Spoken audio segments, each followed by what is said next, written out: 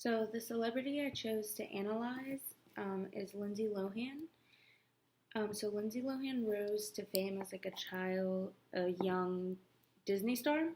She signed to a modeling agency, the Ford Modeling Agency, in 1898, and she did a ton of like children's campaigns for like Calvin Klein Children, and she was like a pretty well-known face of child campaigns. But her big break was when she did The Parent Trap when she was around 12 years old. Um, this was her start on Disney, and she continued to act and release music through Disney for a few years. And her whole persona was built on being like a promising young star. She'd adapted or was kind of given a good girl image, sort of like a squeaky clean persona from a very young age. Her fan base was made up mostly of younger children and teenagers, a lot of them being young girls. Um,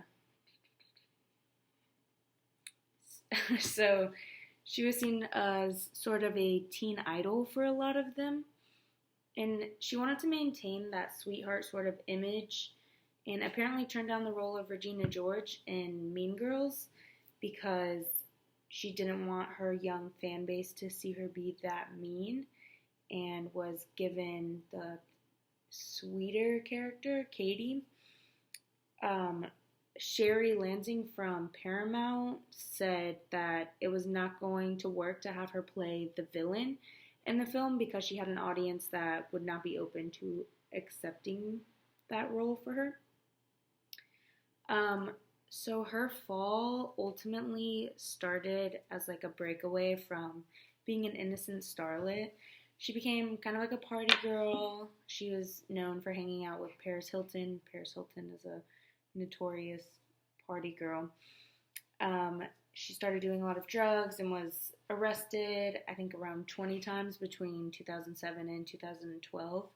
She first showed kind of no remorse for her action, not remorse, but she didn't really have a reaction to her new reputation and said that her behavior was fueled by seeing her tabloids, like she just continued to do it.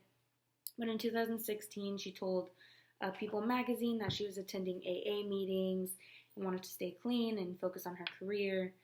And she said, I didn't feel bad at all, and I just wanted to find a balance. I was out too much. I was too caught up. I was like going out just to get it out of my system. It was all too much, and I know I have more to live for than that. So this seemed like really hopeful for society, like she's getting back on the right path, and the tabloids seemed kind of open to forgiving her. But her later actions proved that she wasn't going to do what she said she was going to do. She continued to have a lot of run-ins with the law and maintained an overall like bratty kind of diva image.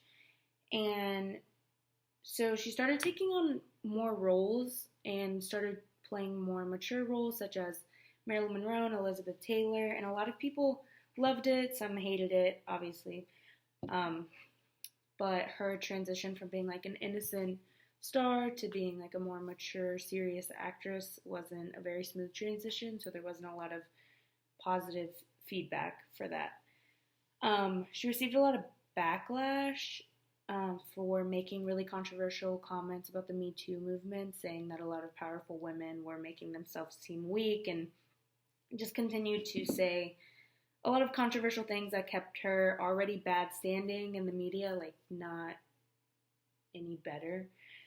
So a lot of people